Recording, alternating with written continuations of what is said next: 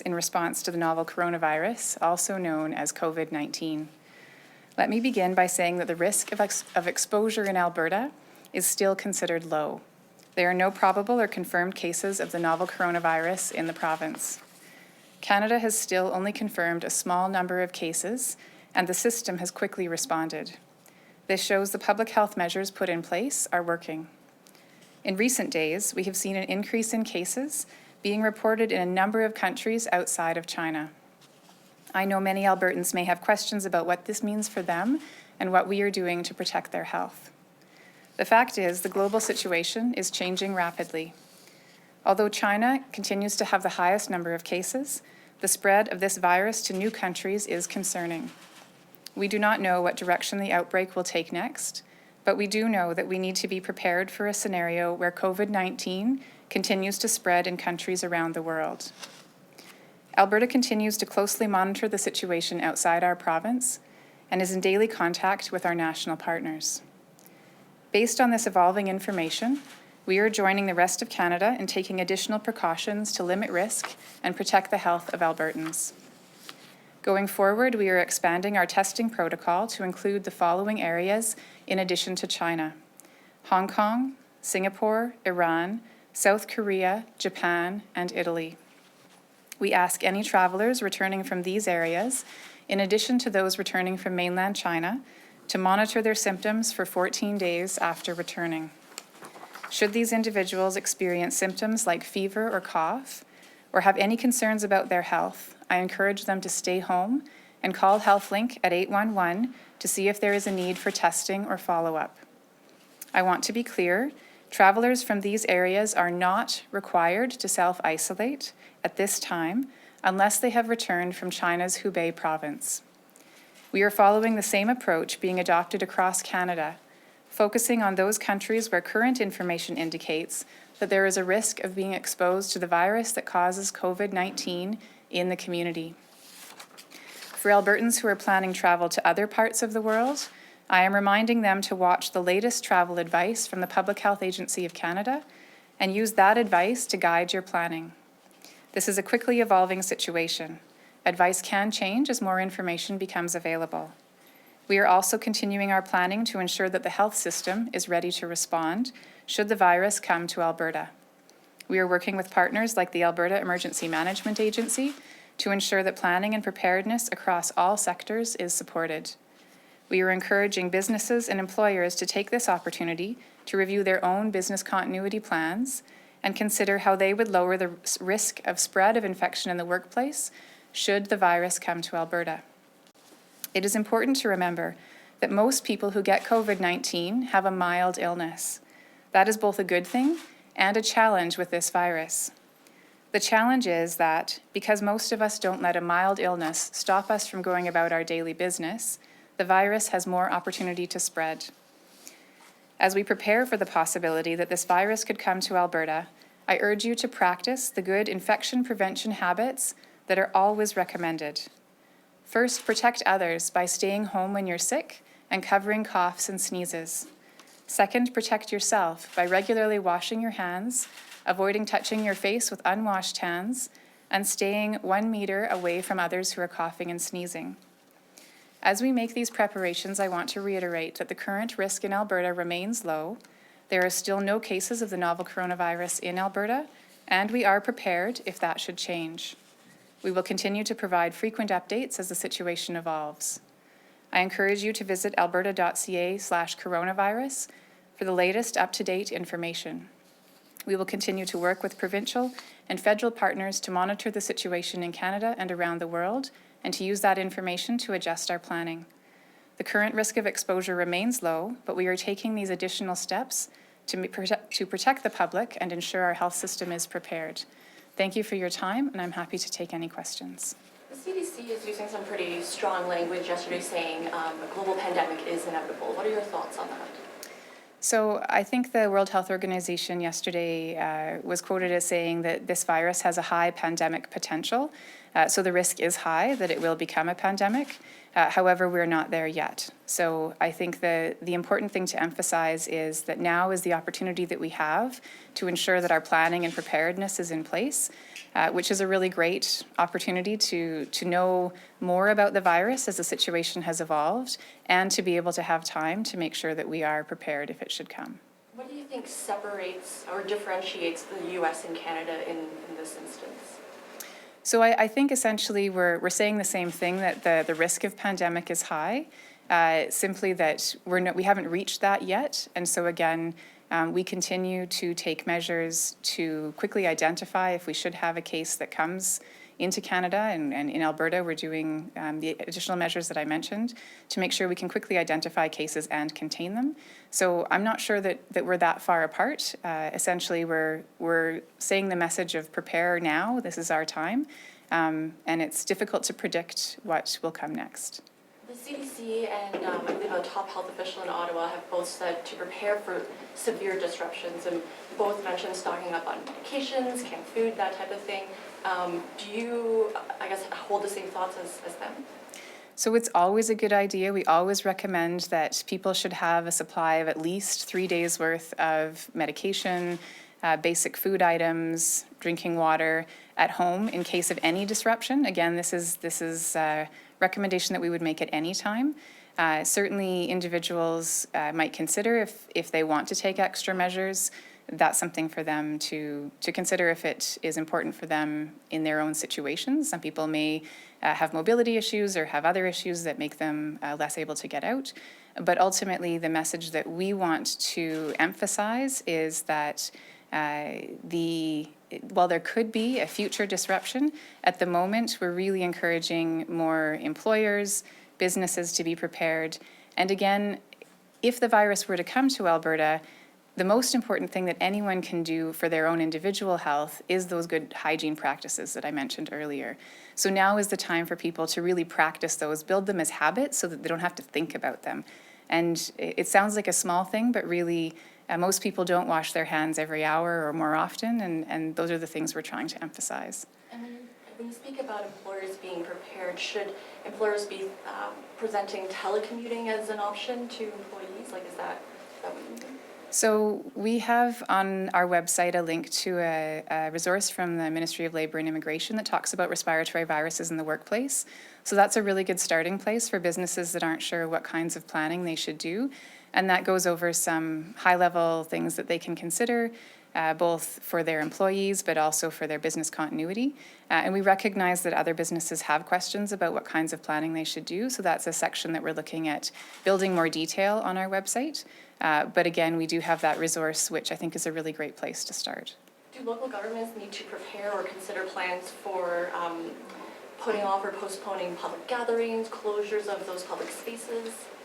Again, the current risk in Alberta remains low, so I think that we're not asking at this time that any large public gatherings be stopped or that any of our usual business be changed at this time.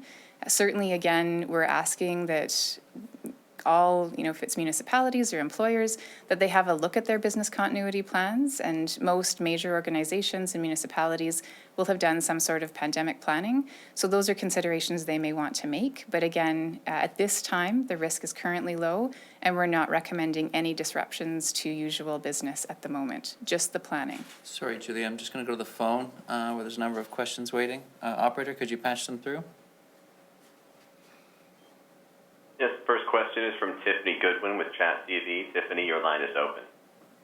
Oh, hi there. There have been concerns in Medicine Hat about their coworkers returning to work following the 2-week self-isolation phase after traveling in affected areas. What are the protocols for businesses when it comes to this, and how can other employees at that workplace ensure that they won't get the virus? Thank you. That's a good question, certainly one that we're hearing. So I want to be really clear that our recommendations are that if someone has come back from Hubei province, that they would self-isolate at home, and that's because in that particular location, at the moment, there's the highest known risk of community transmission. And so those are the only individuals at this time that we're recommending self-isolate in their homes for 2 weeks. Others may choose to do so, but our recommendation from others who are returning from the areas that I mentioned earlier, that our recommendation is that they just closely watch for symptoms. And if they should feel sick, if they should get a fever or a cough, that they call HealthLink and arrange for follow-up as is appropriate to their situation. So after those 14 days have passed, whether someone was self-isolating at home or simply monitoring themselves for symptoms, and if they didn't get sick in that time period, or if they did and had since resolved with appropriate medical guidance and care, then after that time period, we would not recommend that employers require, for example, a sick note. We've heard of instances where people have been asked to get a note to say that they can come back to work or back to school, but that's not necessary and it's not a good use of our health system resources. So again, what we're saying is, first of all, if 14 days have passed and a person has never felt sick, then they can go back to work and there's no concern that they could be a danger to others in their workplace. Second of all, if they do feel sick, then that's something that they should call HealthLink immediately about, self-isolate if it's within those 14 days, and get the proper advice from our medical providers about what the next steps should be. Next question, operator? There are no further questions at this time. Guess they dropped out. Spring break is coming up. In mind if they're planning Europe or places any station. Again, a question I know is top of mind for many Albertans, and that's why I really recommend that people regularly check the Public Health Agency of Canada website. I do know that to decide should they change plans that they've already made, even though our current recommendation has no restrictions against the destination they're going to. I guess I can't say one way or another whether somebody should change now, but I do think people should watch very closely to see as the situation evolves if the place they're planning to go to is one that's potentially impacted. And no matter where people are traveling, again, there's lots of viruses circulating. Influenza is common around the world, and that can cause severe illness as well. So again, we would all, where lots of people, it's influenza, as we would always recommend. If coronavirus were to show up, I'm just wondering how many masks may be needed in a case where there is an outbreak in the province, and does the province have them ready and on hand? So we've been working very closely with Alberta Health Services over the past several weeks since this particular virus was first identified to ensure that if the virus did spread more widely, that we were prepared. So there have been extra masks ordered in addition to the stockpile that we always maintain.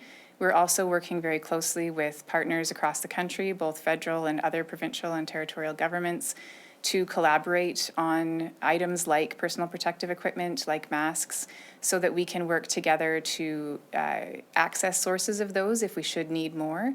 At the moment, again, we have not only our typical stockpile that we always keep for pandemic planning, but we've added to that over and above.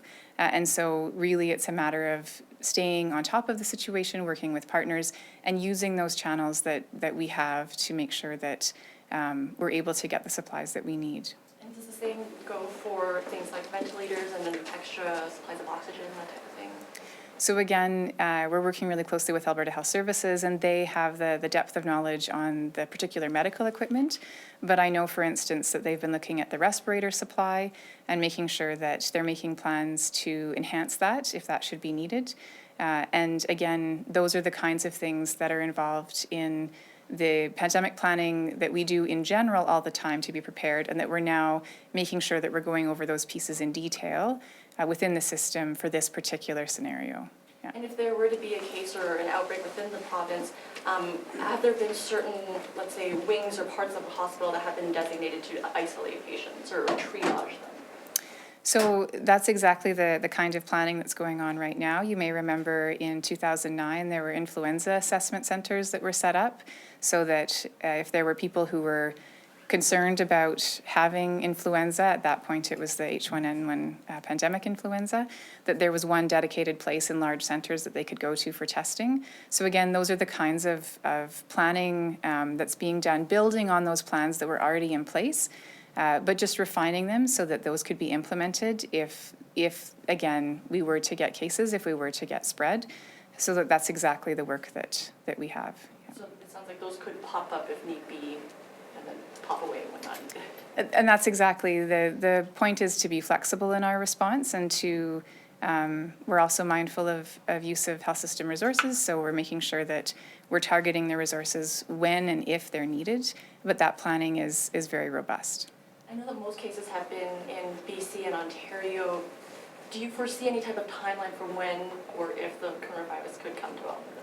It's a very difficult question. I wish I had the answer to that. I think all I can say is that we're prepared if it should arrive in the short term, but we're also continually making plans. So if it arrives a little later, we'll just have that much more time to work through details. But again, I believe we're prepared should it arrive in the short term. Do you believe the language that's been used by others, such as pandemic and that type of thing, is that too alarmist? Well, I think that, again, it's really natural for people to be afraid of new threats to their health. That's understandable. That's human nature. I do think, though, that we are putting special emphasis on this collectively, I guess. There's a lot of media and public interest in this, partly because it is new. But if you look at this in the context of the deaths that we have from influenza, deaths that we have from injuries, again, this would be serious. We are taking it seriously, and we're ready to respond. However, I think the word pandemic conjures a kind of fear in people that is not necessarily, just because a virus spreads around the world doesn't necessarily mean it will have that same impact. Each virus has a particular set of characteristics. So again, this particular virus, approximately 80% of the people who get it have a mild illness that they don't need any health treatment for. So I think those are the kinds of things we want people to remember, is that we're taking it seriously, we want to contain it, and at the same time, there are other things that cause illness that we need to also be mindful of. What is the trajectory of the number of people you're testing here in Alberta? We've expanded. So anticipate that we will numbers expansion today. People who've been to those within will continue to increase, and we've need to take those. In line? It's from hospital is treatment not to be set up. We are of the year. The planning underway is for influenza, using the influenza assessment plans that were developed in 2009 and looking at the current situation with novel coronavirus, and so determining if we do need to designate assessment centres or treatment centres. And so each of the zones within Alberta Health Services has been tasked with looking at that, because of course Infecting people, because people were assuming that when the weather gets warmer, the cases will die down in that. So based on what we know about influenza, with respect to having more cases in winter months, less cases in warm summer months, we're making, based on what we know about how coronaviruses behave and how this particular coronavirus is spread, which is similar to influenza, we believe that the same thing would happen with coronavirus. But again, while we while we believe that would happen, we're also closely monitoring the situation, and we will continue to be prepared should the coronavirus spread in a different way than we anticipate. But right now, we anticipate it would be similar to influenza. Okay, thank you. All right. Thanks for coming, everyone. If you have any follow-up questions, just reach out to me, Tom McGowan.